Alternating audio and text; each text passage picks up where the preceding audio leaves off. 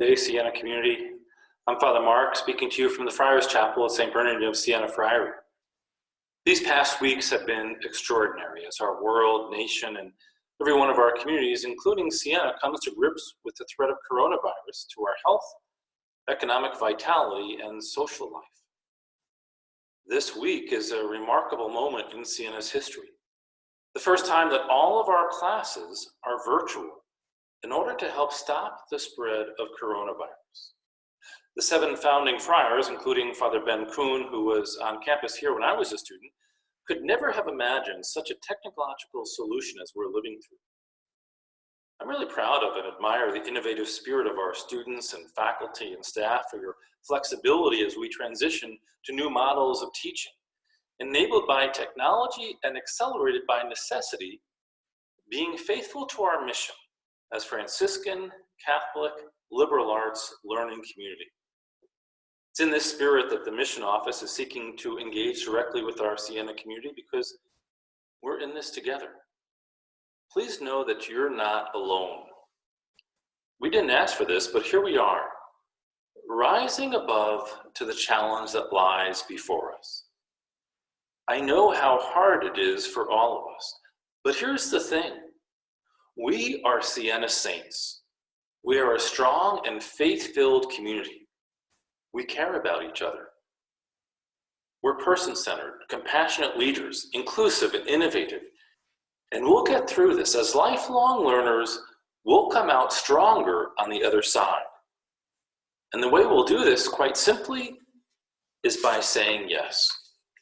Yes to the unknown. In the Christian liturgical calendar, today, March 25th, is the Feast of the Annunciation.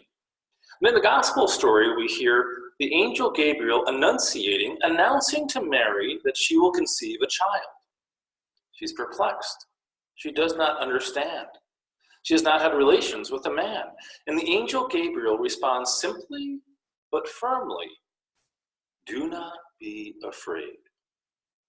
And Mary chose to trust and to believe. And she chose to say yes. And her yes made all the difference in her life and in our world. This gospel that is proclaimed today was also surprisingly the gospel for Brother Ed's funeral mass this past August. I say surprisingly because it's an unusual gospel for a funeral. The homilist, Father Fran Despino, a friar and mutual friend of Ed's and mine, chose this gospel because it exemplified Ed's life. Ed said yes. He said yes to God, and it made all the difference in Ed's life and in our life and in all who knew Brother Ed. He said yes not once, but over and over and over again, including, yes, I'm willing to be the interim president of Siena College when a need arose. And yes, when the Board of Trustees asked him to stay on as its permanent president, he said yes. If you want to be inspired by the life of someone who said yes, reflect upon your encounters with Brother Ed. He always tried to find a way to say yes, even when he said no.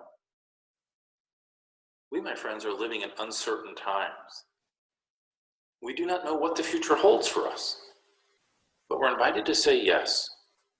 As Mary gave her yes, as Brother Ed said yes in his life, so may we say yes in our lives to the presence of God.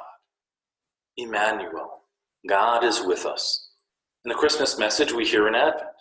We see it on the steps of Siena Hall. Yes, we do not know what the future holds, but we do know who holds the future. Our gracious God, who invites us to trust and to believe, to say yes. Peace and good, Siena community.